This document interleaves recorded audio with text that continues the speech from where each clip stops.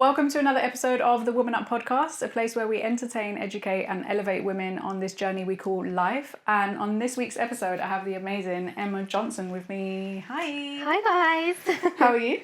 I'm very well, thank you. Very Good. excited to be on my first ever podcast. Well, we're testing out a different room today, so It's very nice, very good lighting. Love it. Yeah. We're also going to do something different. So I normally do icebreakers at the beginning, which is my game called 333. Mm-hmm. But I feel like maybe I want to try getting to know my guests first. Okay. And then we'll do the game at the end, if that's okay. Yeah, cool. Okay. Amazing. So I guess we'll start off with an introduction. Just tell everyone who you are and what you do. So I'm Emma Johnson, aka Ems Gaines on Instagram and TikTok. I am I want to say entrepreneur, but I hate using that word because I just have my fingers in a few pies. So I have career-wise, I have a hair salon that I've had for the last 8 years now. I also own a online fitness wellness coaching company. So we coach women all over the world to help them reach their fitness goals, gain confidence and just excel really. In my personal life, I'm also a mother of 2 children who are 11 and 14, almost 15, 2 girls. And yeah, life's pretty hectic. Yeah. I always like to go back before we figure out what you're doing now. But I know when I first connected with you, it was through the Salon. Because I needed my hair done. And you're responsible for my blonde hair, actually. So,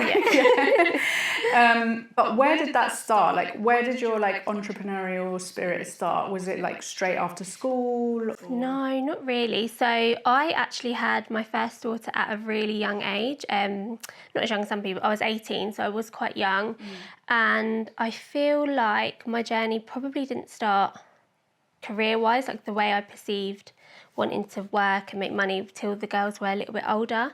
I think just coming from a place of working, not seeing the income that I wanted, and also not feeling passionate about anything. I think when you're working for somebody else in what I was doing personally, I just didn't get the fulfillment and I just wanted to take it to the next level and just push myself as well. So that definitely started to creep in a little bit.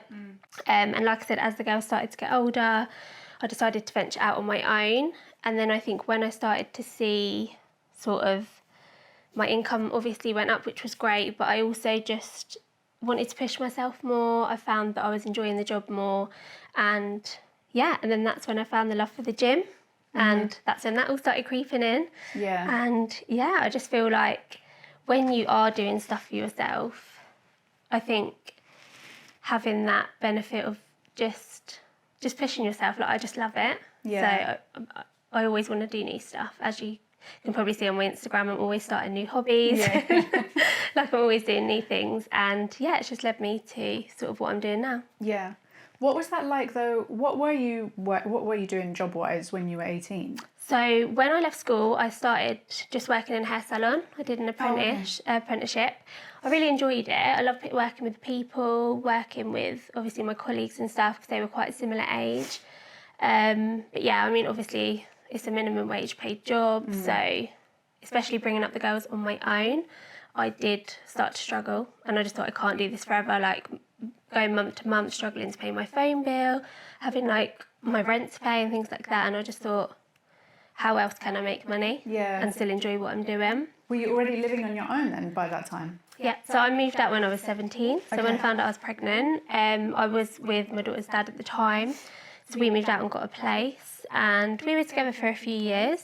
And obviously we then went on to have my second daughter, but shortly after that, I think she was 8 months old, we went our separate ways and unfortunately they don't actually see their dad anymore.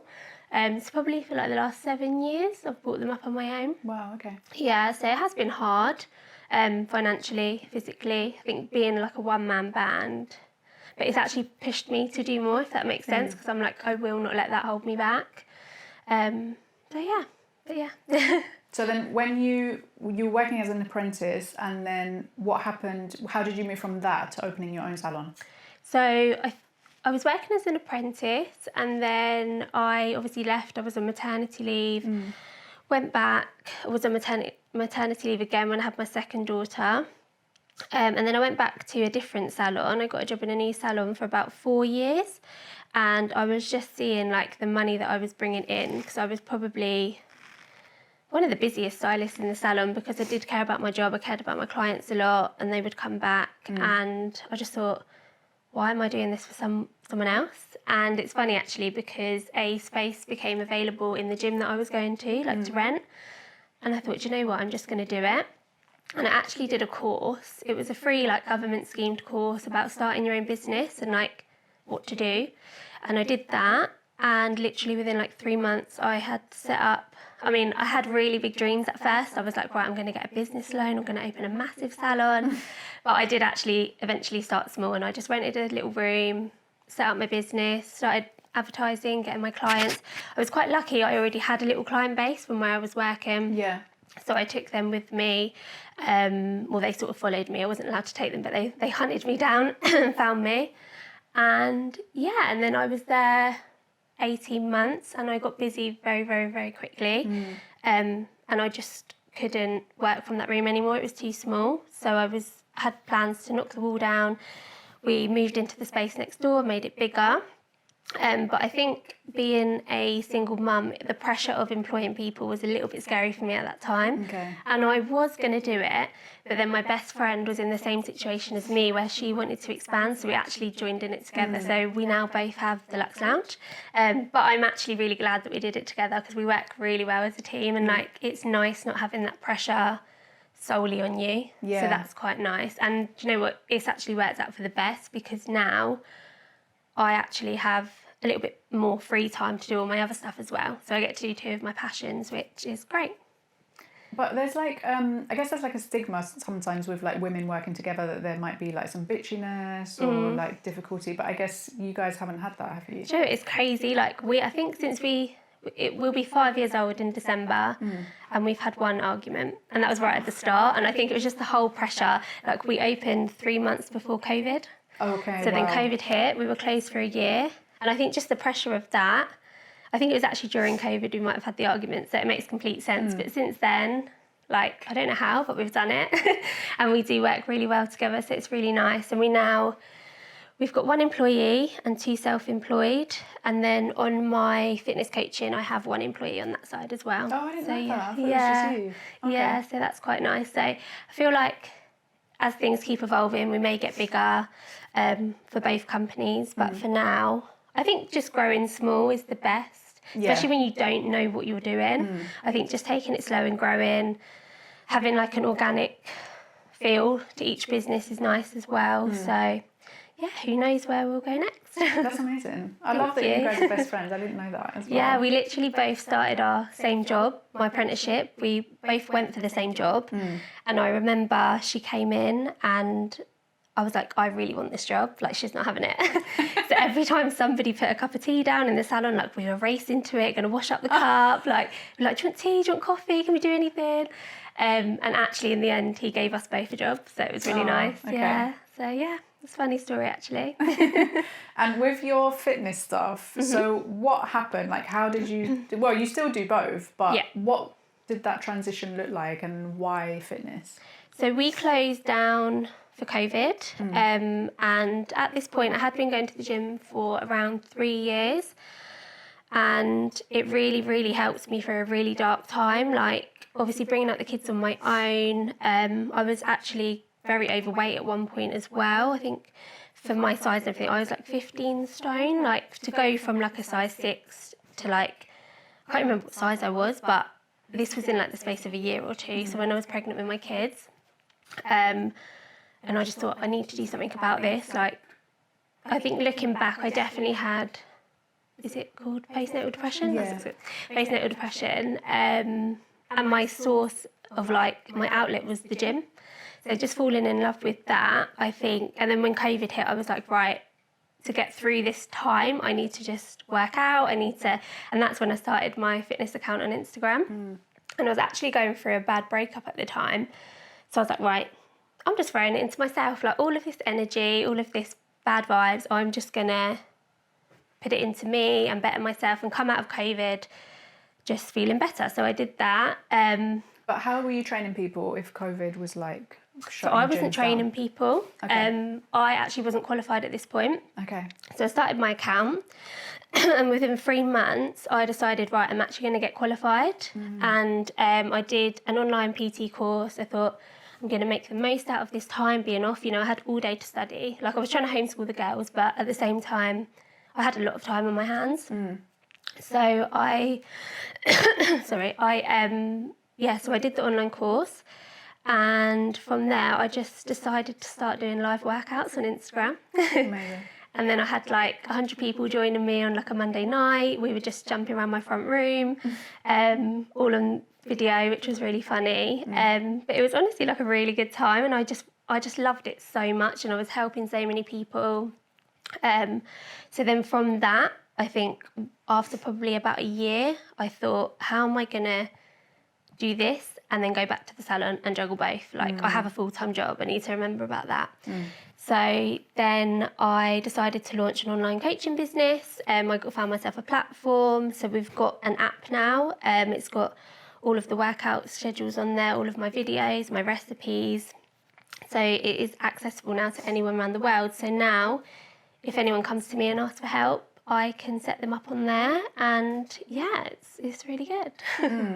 I've seen some of your posts on Instagram that are like before and afters. Yeah. What do you see, or who do you see, like when you look back at those before pictures? For me, Yeah. I actually see like a different person. It's crazy. Like, I was really in a dark place. I think from being an 18-year-old girl to then, as much as I love my children, I felt like my life had been taken away from me. Like, all my friends were at uni, well, not all of my friends, but a lot of my friends were at uni, a lot of people were off travelling, and I was stuck at home with no money, with 2 young children, like, and I kind of just thought, oh, what have I done? Not in a horrible way, because I do not regret my children at all. And now, years later, I'm actually so glad that I have my children young in a way, because, like, I'm kind of growing up with them, which is really nice. But at the same time, at the time, it was very, very difficult. But yeah, what was the question again? I feel like we got off on a tangent. Who do you see when you look back at those before pictures? Yeah, so it's definitely a different person. And actually, when I look back at them photos, I think I can see like the sadness behind my eyes, and it's quite sad. And when people say like, oh, you must feel amazing now, like you've lost weight, you know, you're doing all this stuff with your fitness. But I think it's actually realising that it's not how I look now, it's how I feel, and it's how my health is better. And I just know I'm better in myself, that actually, yeah, I kind of feel sorry for that girl, but at the same time, I'm grateful that I was her once. Yeah. Because I've learnt so much since then. Yeah. I was going to say, was there like a pivotal moment where you were like, I have to change or I have to do something? Or was it just like a gradual process? I would say, I think like a lot of people, we always say like, right, I need to make a change. I'm going to start on Monday, I'm going to do this. And by Tuesday, we're like, oh, I can't be bothered. But I think I feel like that was like targeted at me. I feel seen.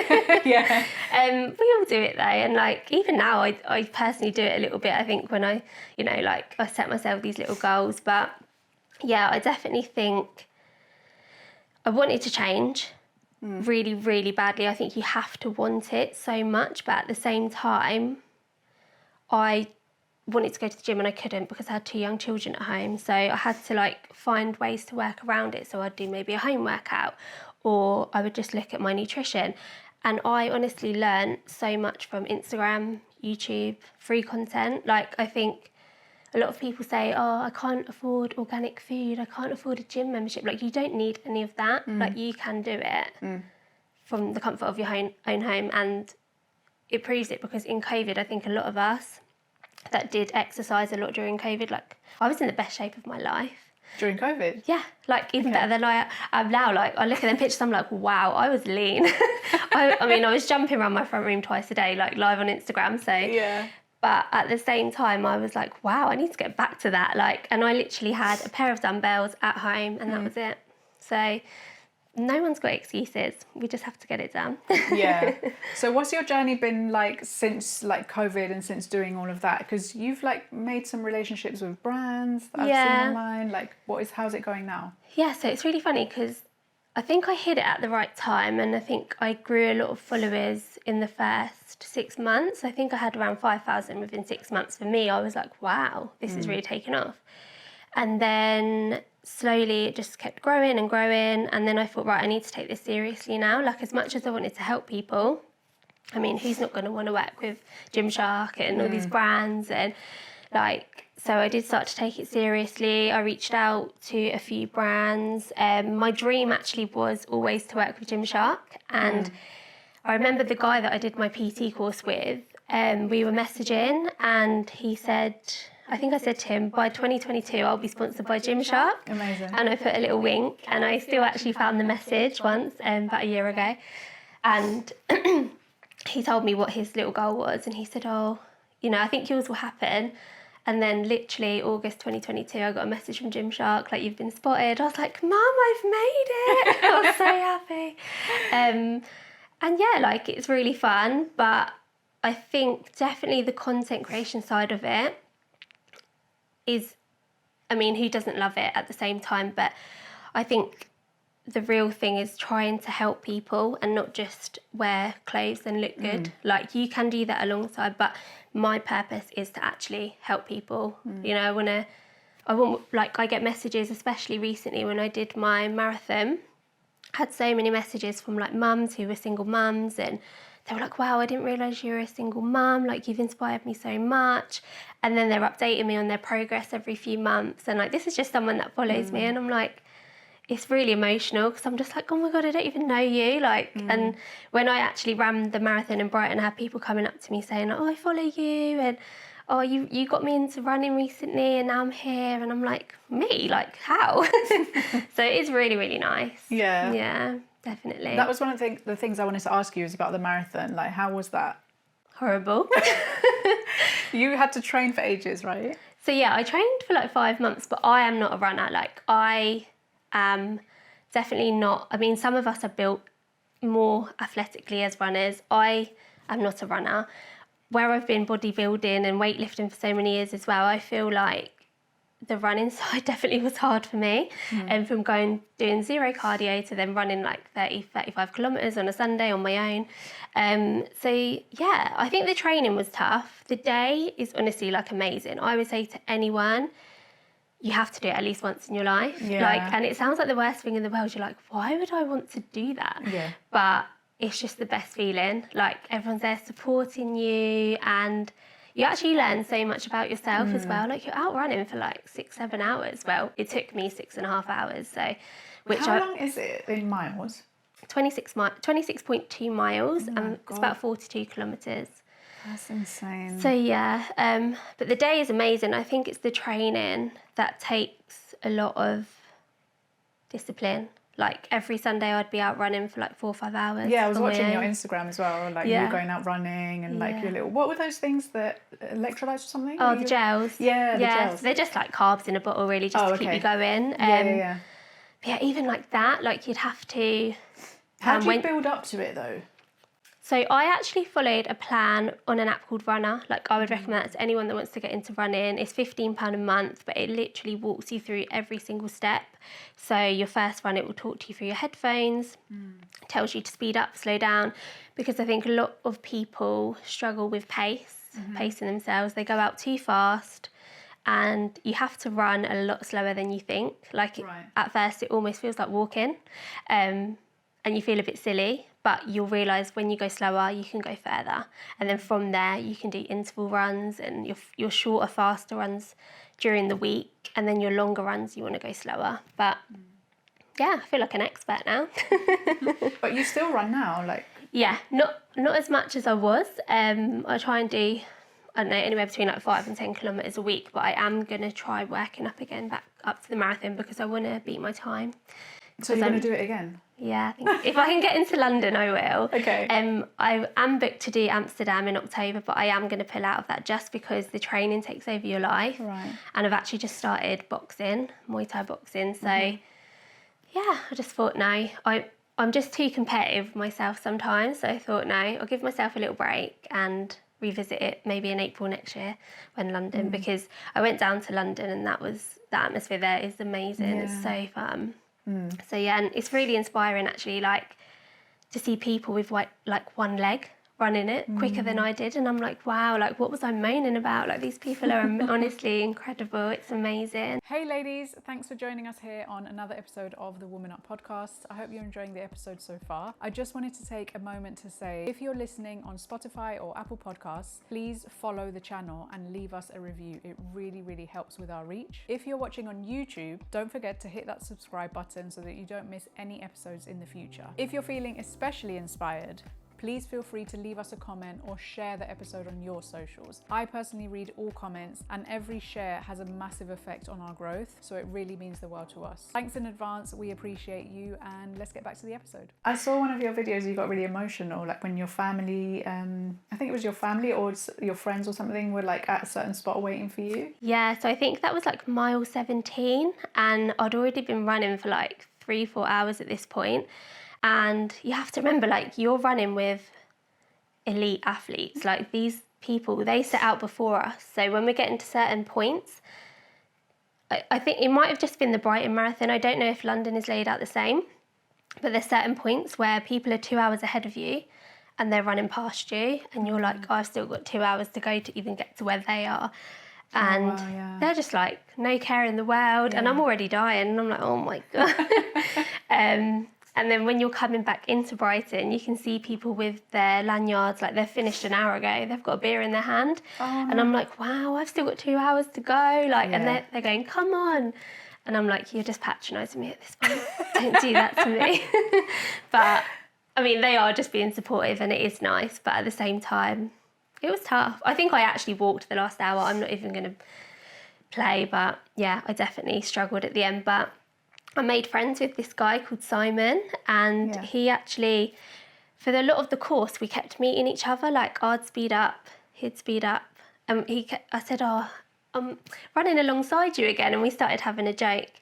And I think I caught him at a really tough point, and he was actually really emotional. And I said, what charity are you running for? And he explained that he was running for his mum, who died of a brain tumour, and he started getting really choked up. And I said, no, it's fine, just keep running, we're going to do this together.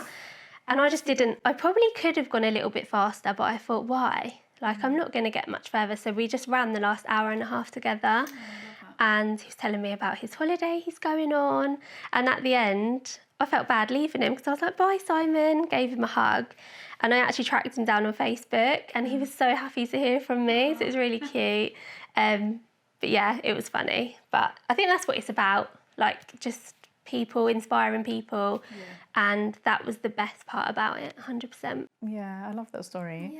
The London Marathon, I've heard, is really hard to get into. Like, you don't always get approved. You have to go through like some kind of application or something. Yeah, so you go into a ballot. I think there was like a 2% chance of getting in this year, because so many people applied, because running has gone so viral on social media.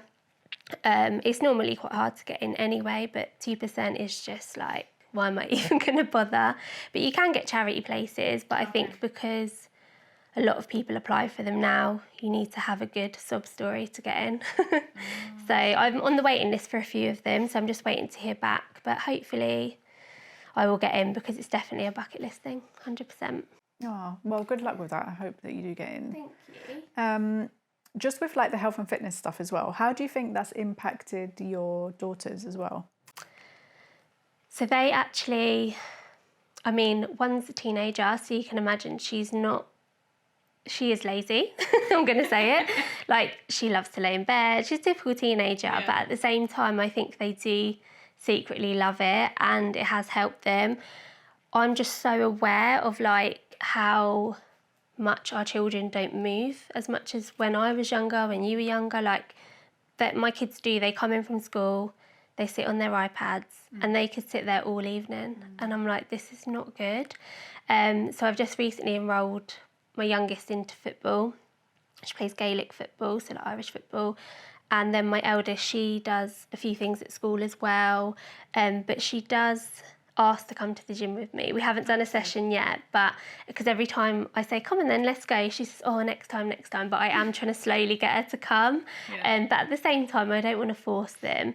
But they definitely understand a lot more than I did when I was younger, which I think is really important. I think we definitely need to teach our children. Like, I think we do PE in school, which is great, but I think we miss so much in terms of like teaching us. And I think even for adults, like I've been doing a lot of research on brain health at the moment and how exercise can actually, delay dementia and Alzheimer's by massive amounts, and even just knowing little things like that. And as we age, our bone density decreases, our muscle mass massively decreases, and no one wants to get old and be frail and ill.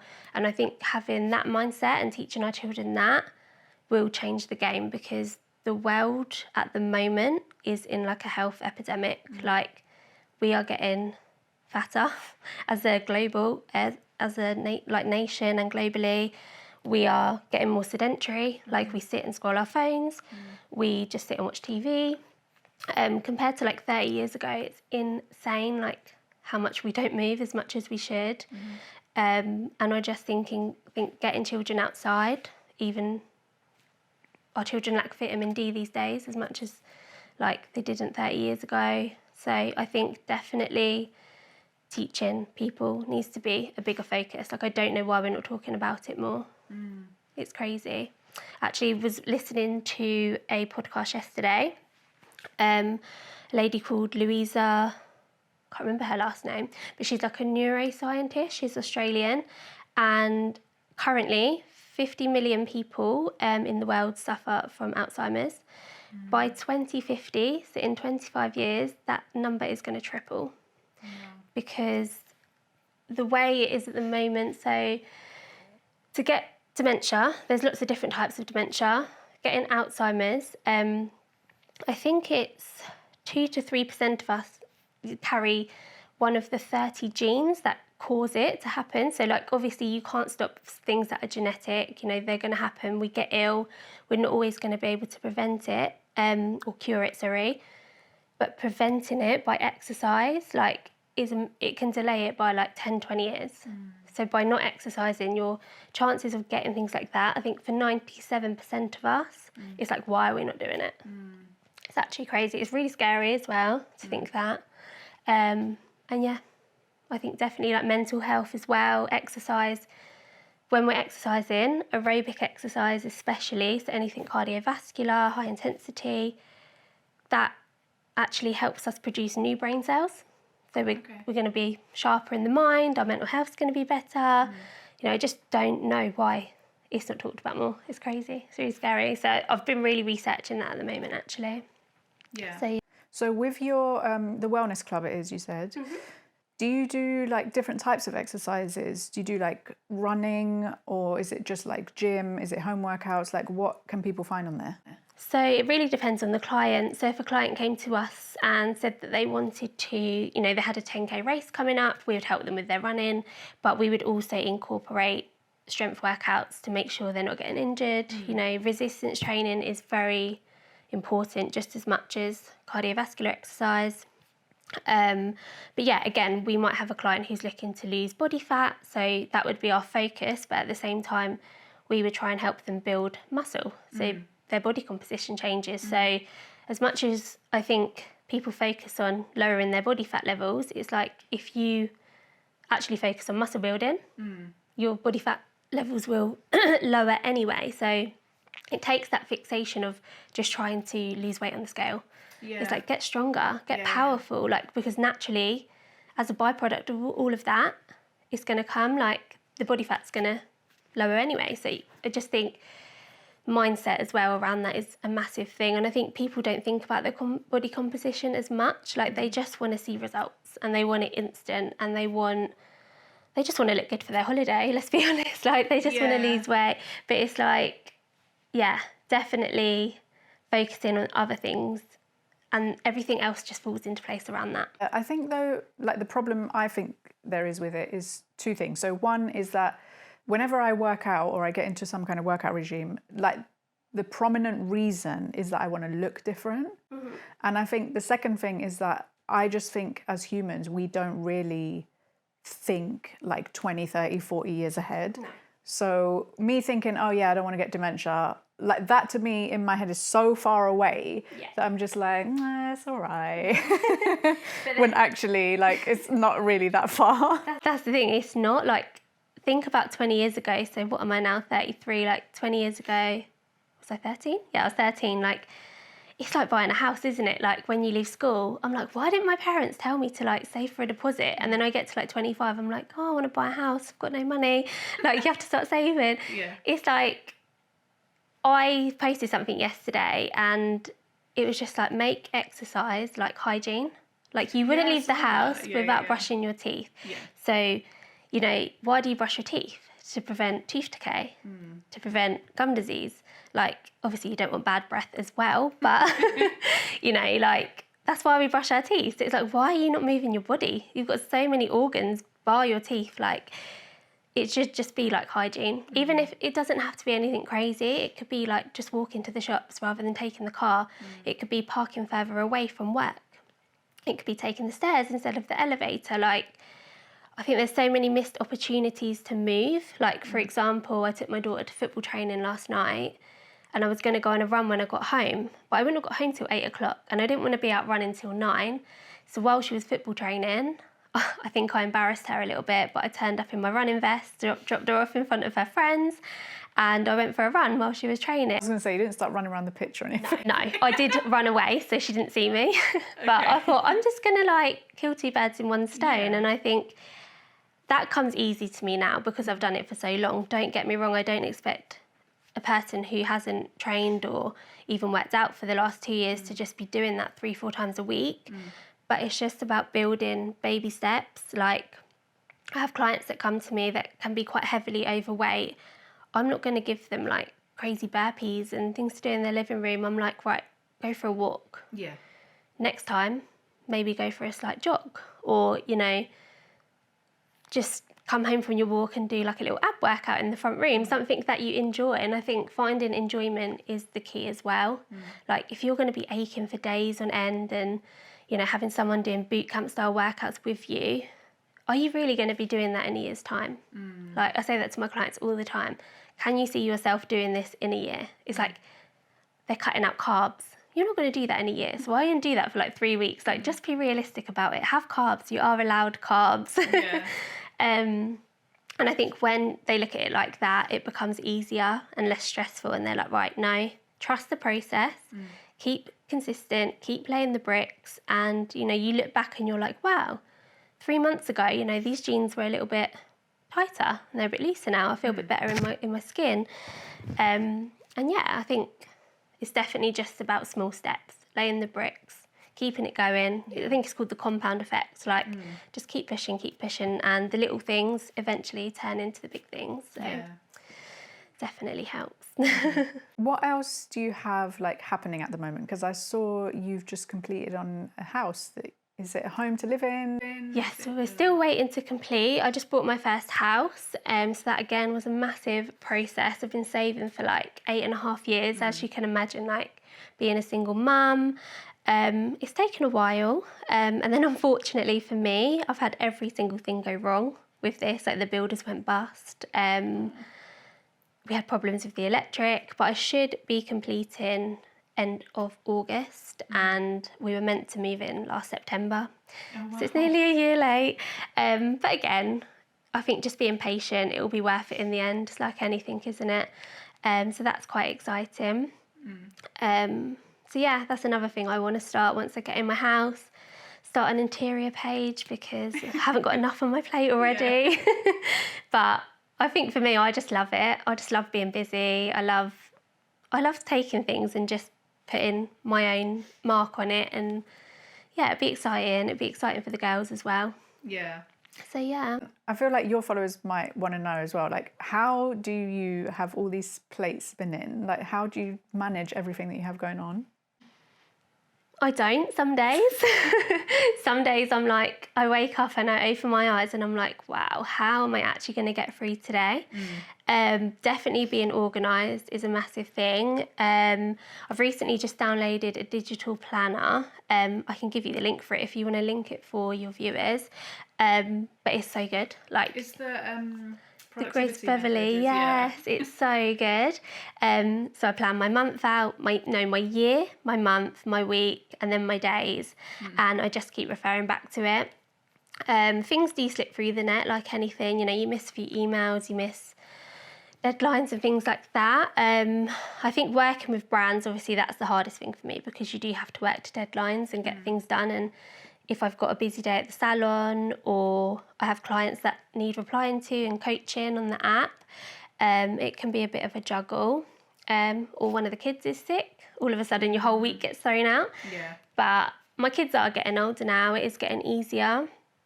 Like my eldest is 15 next month. And yeah, I still somehow find time to socialise with my friends, so that's good every now and then. So yeah, I think just definitely prepping and planning. Like Sunday is my reset day.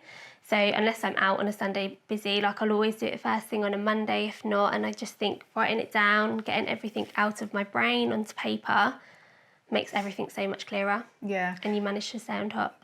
Do you have like a routine for yourself? Like, do you take time that's just for you and you're not a mum, you're just Emma? When I can, but I think that is my gym time. Like my run, my gym, that is my time. And if I am feeling a little bit burnt out or a bit like I need some space, then I just won't go to the gym and I'll go and get my pedicure or like I'll go and, just have a bit of time for me. I really like shopping, so I do find myself sometimes on a Monday morning like nipping down the motorway to Brent Cross Shopping Centre and just like the kids have gone to school, I'm like, I've just got an hour, I just want to go and get a few bits. And that's just my little time. I do think it is important to take time for yourself. But then I am lucky because I'm self-employed, I can move things around, I can juggle things. Like, it's not like I'm working a strict 9 to 5, so that's quite good. But yeah, it can be a challenge, but we love a challenge, so it's all good. What does like your typical day / week look like? So to be fair, Monday, Tuesdays are normally my coaching and content days. So if I can get my coaching done in the morning, I have the rest of the day to create content. But I do feel like I've been doing the content for quite a while now that I can easily get up a bit of content, like if I need to, any of the days, especially if I'm working, because I think you get better at videoing and storing the content so that when you need it, you can produce it. And then later on in the week, I will normally be at the salon, Thursday, Friday mostly. Sometimes we'll do weddings, and we have gone abroad for weddings as well to do wedding hair. So obviously that takes up some weekends. And yeah, I always do try and have Sunday with the kids. Like that is the one day that I just want to be at home, have with the kids. And yeah, so I think splitting the week up is great. It is just when the weeks go a little bit haywire, it's a little bit harder. Yeah. I had another question that came into my head and now just gone straight back out. Okay, so if the viewers or listeners could take away one thing from this interview, what would you want it to be? That you are capable of doing anything and everything that you want to do. You just have to have a plan. You have to have the self-confidence. Like, I remember starting my fitness page and I cringed. I still cringe myself out now. Yeah. And I think knowing that everyone can see that like, I think everyone gets that feeling when they post on social media, but like, I knew that I wanted to do it. And I just kept going and kept going. And eventually, I've been doing it 4 years now and I feel like it's still not paid off as much as I want it to. Yeah. But you just have to keep going and you have to believe in yourself and not care what other people think. Like, you really have to put it to the back of your mind. And just, believe in yourself 100%. I love that. Yeah. Okay, so we're going to end now with our 3-3-3 game. Okay. So it's just 3 sets of 3 questions. So the first 3 are going to be would you rathers. I've tried to like keep them topic related, but I don't know, it might not work. Okay, so would you rather always have to work out alone or always have to work out in a group? Alone. I do like to do I was things gonna say, alone. I feel like every Shopping time I alone, see- working out alone. I do like people, but I just like to get it done and get out of there. Yeah. Okay, would you rather have the power to instantly boost someone's fitness level or instantly improve their mental health? Instantly improve their mental health. Because I think, actually, no. Let me backtrack that. Instantly improve their fitness levels because in turn that will improve their Your mental health. Yeah. Okay. Would you rather never have to sleep again or never have to eat again? Wow. I mean, I think I'd probably die if I didn't do either.